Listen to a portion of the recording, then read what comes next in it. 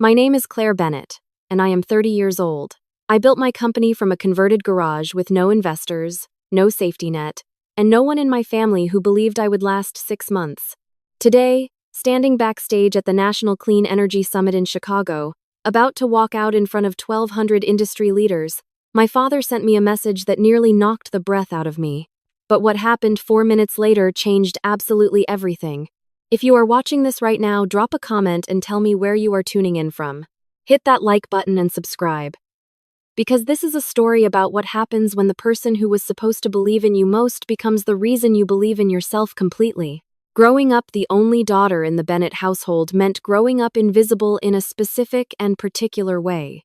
My father, Robert Bennett, had built Bennett Construction Group into one of the most respected mid-size commercial contractors in North Carolina. He was disciplined, proud, and completely certain about how the world worked. In his world, his two sons, my brothers Daniel and Kevin, were the future of everything he had built. I was the girl who would eventually marry someone respectable and be grateful for it. From the time I was small, I watched my father take my brothers to job sites on Saturday mornings. I watched him quiz Daniel on load-bearing calculations at the dinner table and spend Sunday afternoons teaching Kevin how to read an architectural blueprint. When I was 9 years old, I asked if I could come to a site visit. My father looked at me with genuine affection, the kind that does not see what it is doing. He said, "Honey, construction sites are not safe for little girls. Why do not you stay home and help your mother with the garden?" My mother, Sandra, was a kind and quiet woman who had spent 20 years making peace with a world that did not ask her opinion. She planted her garden every spring with methodical care, and in private she told me I was capable of anything. In public, she deferred to my father on everything. I understood her. I did not blame her, but I made myself a promise, standing in that garden when I was 9 years old, that I would not plant my ambitions somewhere they would never be seen. I developed an obsession with buildings, not with constructing them the way my father did, but with understanding how they worked, how they consumed energy, how they breathed, how they failed. By middle school, I had read every book in our local library on architecture and environmental science. By high school, I was submitting independent research papers to a regional environmental journal under a name that did not sound like a 14-year-old girl. My science teacher, Mrs. Garfield, pulled me aside after I placed second in the state science fair. She said, "Claire, you are doing work that graduate students would be proud of. Have you considered where you want to go to college?" I had not let myself think that far. My father had made it clear that college was for my brothers first. The family money was not infinite, and building the next generation of Bennett men required investment. I had part-time jobs from the age of 15. I saved quietly and told no one why. When my acceptance letter from Duke arrived, I opened it alone in the school parking lot during lunch. Full scholarship, environmental engineering program. I sat in my car for 12 minutes before I could breathe properly. My father's reaction at dinner that evening was not cruel. That was the complicated part. He was not a cruel man. He looked at the letter, nodded once, and said, "Well, that is impressive." He handed it back to me and asked Daniel to pass the salt. Later, after my brothers had gone to their rooms, he sat down across from me at the kitchen table. He said, "Claire, I want you to understand something. The scholarship is wonderful. I am proud of you for earning it. But environmental engineering is a soft field. It is built on government grants and activism, and it does not produce the kind of stable career a young woman needs. You would be better served studying business or accounting. Something practical. Something that lasts." I told him I was going to study what I was going to study. He said that was my choice to make, and that he hoped I would not regret it. That was the last time my father and I spoke about my education without an undercurrent of disappointment running through the conversation. Duke was the first place I had ever felt like I was exactly where I was supposed to be. My roommate Priya was a mechanical engineering student with a laugh that could fill a lecture hall and zero patience for people who underestimated her. We became close within 2 weeks. The program was demanding and I loved every hour of it, even the difficult ones, especially the difficult ones. During my sophomore year, I took an elective course on building automation systems and met Professor Daniel Osei, a researcher who had spent 15 years studying the energy inefficiency of commercial buildings. He ran a small lab with 4 graduate students and a budget that was always 3 months from running out. After class one afternoon, he asked me to stay behind. He said, "You asked the right question today. Most students ask how these systems work. You asked why they fail the way they do. That is a different kind of thinking." His lab became my second home. I spent my junior and senior years helping develop what would eventually become the core technology behind my company, a predictive software platform that could identify energy waste in commercial buildings before it happened, not after. We called it Beacon. It was not flashy. It did not have a consumer face. But it solved a problem that cost building owners hundreds of millions of dollars a year, and it solved it better than anything else on the market. I called home during my junior year to tell my father that Professor Oze had submitted our research for a federal innovation grant. My father listened politely. He said, "That is interesting, sweetheart. Your brother Kevin just signed his first subcontractor agreement for the company. He is really coming into his own." I said that was wonderful. I hung up and sat on the floor of my dorm room for a while. Then I got back up and went back to work. The summer before my senior year, I stayed on campus and used the grant money to build the first working prototype of Beacon. Priya, who had pivoted toward software during her graduate work, joined me. We ran it on a university-owned building that had notoriously high energy costs. In 8 weeks, the system had flagged 14 efficiency failures that the building management team had missed entirely. The facilities director offered to write us a letter of recommendation. We had our first real-world proof of concept. I graduated with honors and a job offer from a major consulting firm in Atlanta. I turned it down. My father found out through my mother and called me that evening. He said he could not understand why I would walk away from a real career to chase a startup. I told him Beacon was not a hobby and it was not a phase. He said he hoped I was right, because he could not offer me a safety net. I told him I had never expected one. Priya and I moved to Raleigh, rented half of a friend's garage for $200 a month, and spent 14 months building Beacon into a product that could be sold. We lived on rice and beans and free coffee from a co-working space 2 blocks away. We pitched to 43 investors. 40 of them said no. 2 said maybe and disappeared. 1 said yes. Her name was Grace Okonkwo, and she ran a small but exceptionally well-connected fund in Charlotte called Meridian Capital. She was direct in a way that felt almost aggressive until you understood that it came from respect. She sat across from us in a conference room, listened to our entire pitch without expression, and then said, "Your churn assumptions are too conservative and your go-to-market timeline is too aggressive. Fix those 2 things and I will give you $300,000. We fixed them in 9 days. She wired the money on a Friday.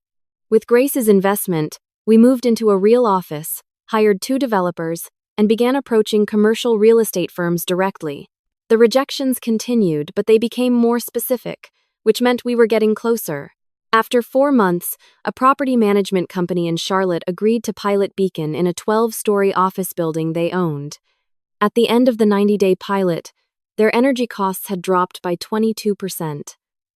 They sent us a check and a referral to their largest competitor. I called my mother to share the news. She was genuinely happy. She whispered it, the way she whispered everything that mattered, as if joy were something that needed to be kept small. She said she was so proud of me. She said not to tell my father yet, that he worried about things he did not understand. I told her I was not going to hide my life to avoid his discomfort. My father found out through my brother Daniel, who had seen a small mention of Beacon in a regional business publication. He called me on a Sunday evening. He said, "I saw you were getting some attention." I said yes. He said, "Tech companies come and go, Claire. Do not quit that consulting offer permanently. They may still take you." I said they definitely would not, because I had been building a company for a year and a half and I was not looking back. He said he would be praying for me. It was not the warm kind of prayer. The 3 years that followed were the hardest and best years of my life. Beacon grew from a single pilot to 40 clients to over 200. We raised a Series A round of $8 million, again with Grace leading. We hired slowly and deliberately, always choosing people who understood the mission alongside the business. I made mistakes, some of them expensive, and I learned from every one. I did not sleep enough. I did not eat well. I missed my college friends' weddings and my cousin's birthday parties and 2 Christmases in a row because the company was in critical periods that required everything I had. The only thing that did not suffer was my relationship with Priya, who remained my co-founder and my closest friend. We had an unspoken rule. We could argue about the business as intensely as the business required, but we did not let it touch the friendship. That rule saved us both more than once. My father came up during a conversation with Grace during our Series A close. I mentioned offhand that my family was not particularly involved in what I was doing. Grace looked at me steadily. She said, "Is that hard?" I thought about it honestly. I said, "It was. It is less hard now. I have stopped waiting for it to change." She said, "Good. Waiting for people to see you takes energy you need for the work." I wrote that down. I still have it. By the time I was 29, Beacon was in over 400 commercial buildings across 11 states. We had 61 employees. We had been profitable for 2 quarters in a row. The Department of Energy had included our platform in a report on promising energy efficiency technologies. A journalist from the Wall Street Journal had written a profile of our company that described me as one of the most effective entrepreneurs working at the intersection of climate technology and commercial real estate. My father read the article. Daniel told me he had kept a copy of it, folded, in his desk drawer. He never mentioned it to me directly. That spring, Grace brought a new idea to our board meeting. She said the National Clean Energy Summit, held every year in Chicago, was accepting keynote proposals. She said Beacon's data, across 400 buildings, over 3 years, represented one of the most compelling real-world datasets on commercial energy efficiency in the country. She said I should present it. She said I should stand up in front of 1,200 people who cared about this problem and show them what we had learned. I almost said no. I told her I was not a speaker, I was a builder. She told me those were not mutually exclusive. I submitted the proposal. 3 weeks later, the summit organizing committee accepted it.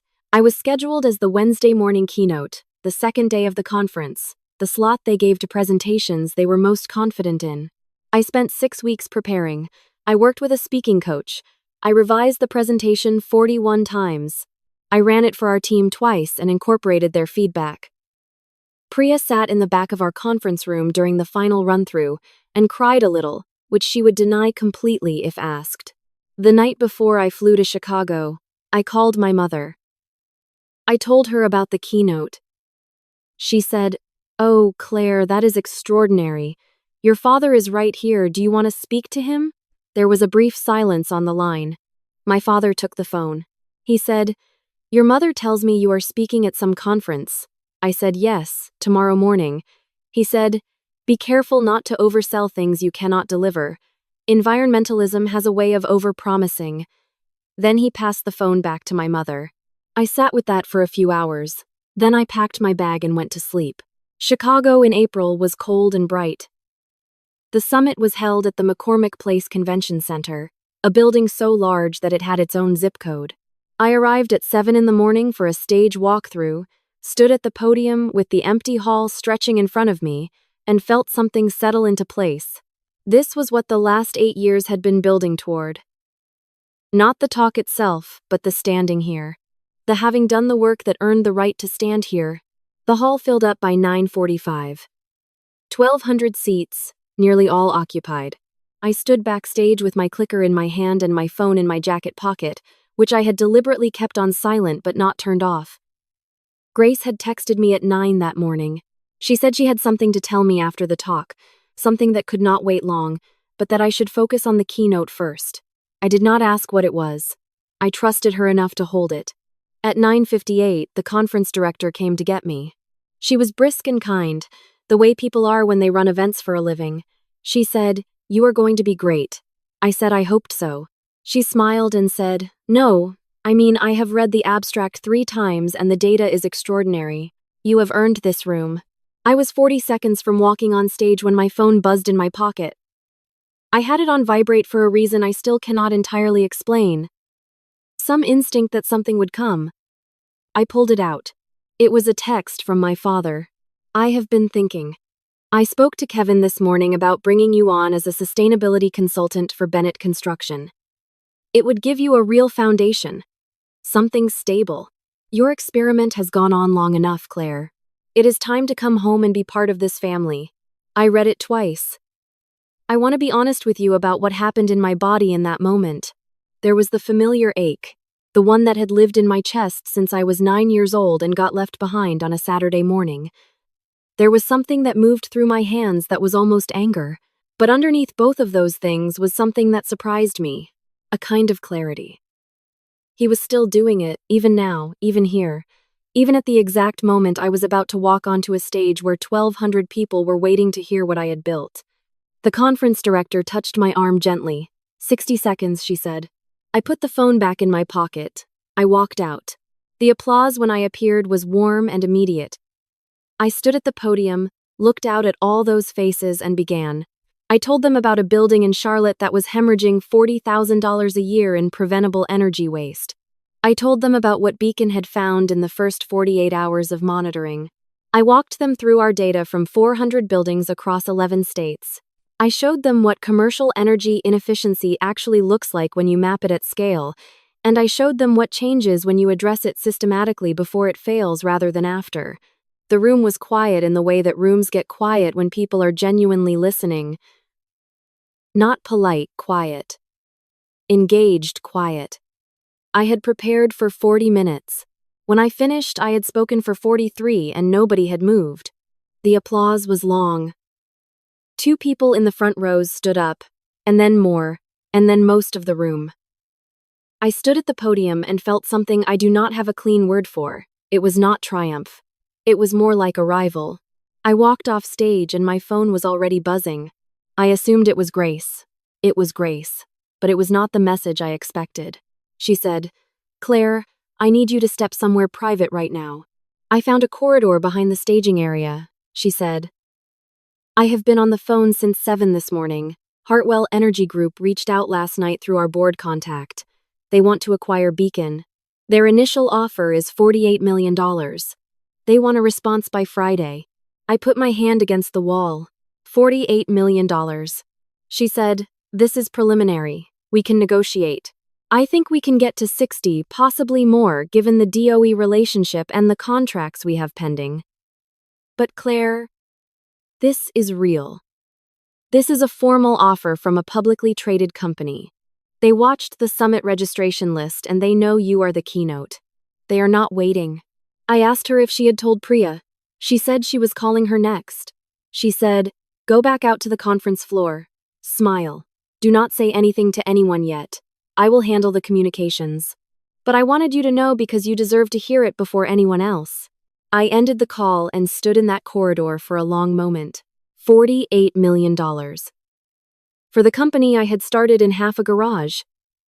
For the idea I had built in Professor Osei's lab while my father was teaching my brothers how to manage a job site. For the thing he had called an experiment, something with a shelf life, something to come home from. When I walked back out to the conference floor, I was immediately surrounded by people.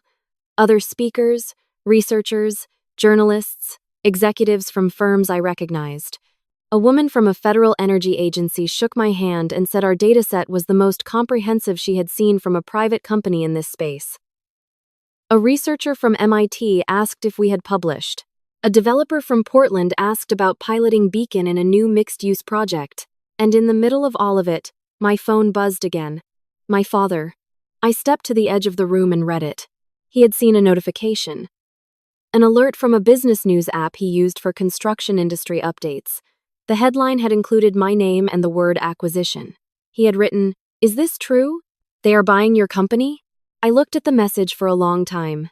Then I wrote back, "Yes, I will call you tonight." He wrote, "How much?" I put my phone away. Grace found me an hour later and we spent the afternoon in a suite upstairs with 2 of Hartwell's executives and our legal advisor, who had flown in that morning. The conversation was preliminary but serious. By 5 o'clock, we had agreed on a framework for further discussions. The final number, Grace said quietly when we stepped into the elevator afterward, would not be 48. Priya flew in that evening. We had dinner at a small restaurant 3 blocks from the hotel, just the 2 of us. We did not talk about the acquisition for the first 30 minutes. We talked about the keynote. She said she had watched the live stream in her office. She said she had cried again, which she also denied. We ordered a bottle of wine that was outside our usual budget, and neither of us said anything about it. After a while, she asked about my father. I told her about the text before I walked on stage. She was quiet for a moment. Then she said, "You know what the worst part is? He is never going to fully understand what he almost took from you. Not maliciously. Just by the weight of what he refused to believe." I thought about that. I said, "I do not think I need him to understand anymore. I am not sure I ever needed him to understand. I needed him to not be the loudest voice in my head." And somewhere along the way, he stopped being that. She lifted her glass. I lifted mine. We did not say anything. We did not need to. I called my father that night from my hotel room. He answered on the second ring, which was unusual. He is not a man who rushes toward conversations he is uncertain about. He said, "I saw the news. The acquisition." I said, "Yes, it is real. We are in early discussions." He was quiet for a moment. Then he said, $48 million. I said that was the preliminary number, we were still negotiating. Another silence. He said, "For a software program." I said, "For a company I built. With a team I hired and technology we developed over 8 years." He said, "I did not realize it had grown to this." I said, "I know you did not. You told me to come home and work as a consultant last week. You told me the experiment was over." He said, "I was concerned about you." I said, "You were concerned about what you did not understand. That is different from being concerned about me." He did not answer right away. When he spoke again, his voice had changed slightly. Not soft, exactly.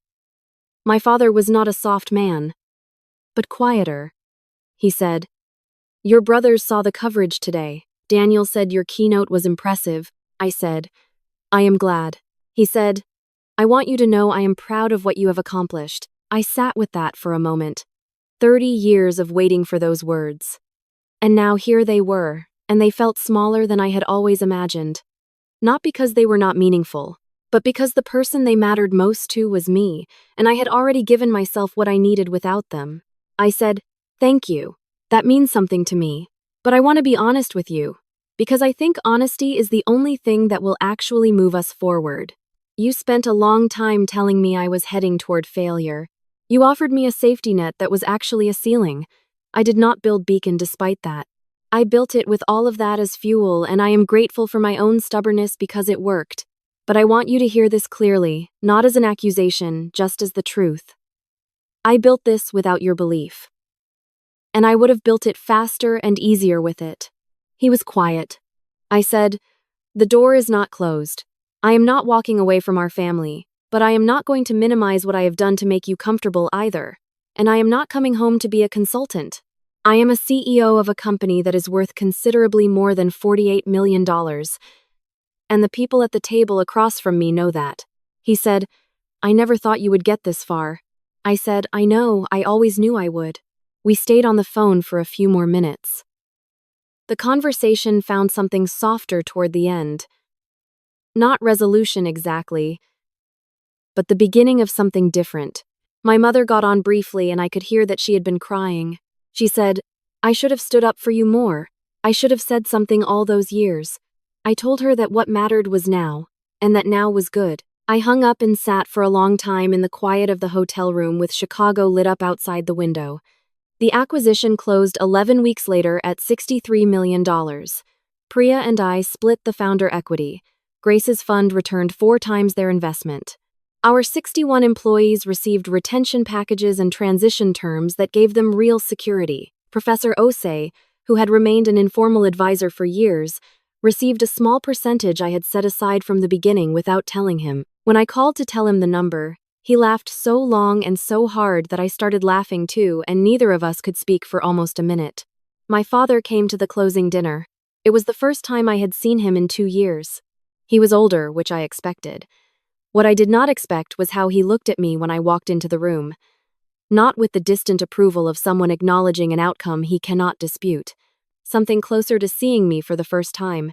He did not apologize in the direct way that would have felt complete.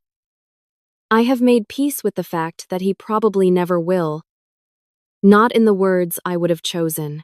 But he sat next to me at dinner and asked me actual questions, not polite questions, real ones, about the technology, about how we had scaled, about what I was planning next. He listened to the answers. He did not tell me what I should have done differently. At the end of the evening, he put his hand on my shoulder briefly and said, "Your grandfather would have liked you." It was the highest compliment in my father's particular language. I understood that.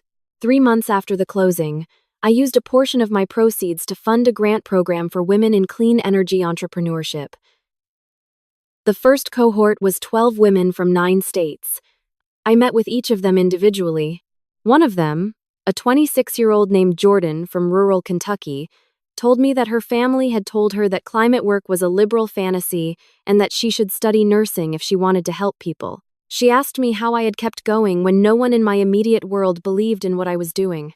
I told her the honest answer. I said, I kept a very clear picture in my mind of the problem I was trying to solve.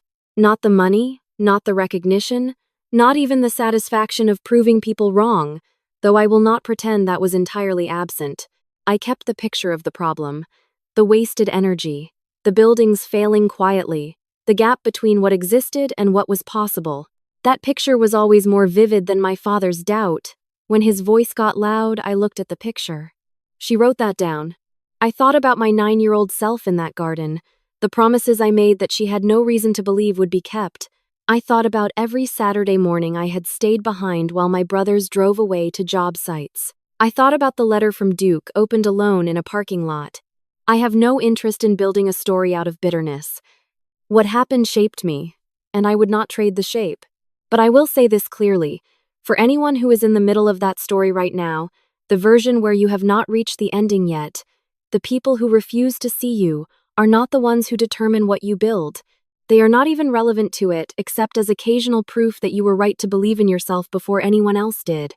If someone in your life has told you your dream has a shelf life, that your experiment is over, that it is time to come home and be practical, I want you to hear this. They are describing themselves. They are describing the limits of their own imagination and the size of their own courage. They are not describing you. Build the thing anyway. Have you ever had someone close to you refuse to believe in what you were building? Drop a comment below. I read every single one. And if this story found you at the right moment, please share it with someone who might need it. Subscribe, because I will keep telling the truth about what it actually takes, and I will never dress it up to make it easier to swallow. Thank you for being here.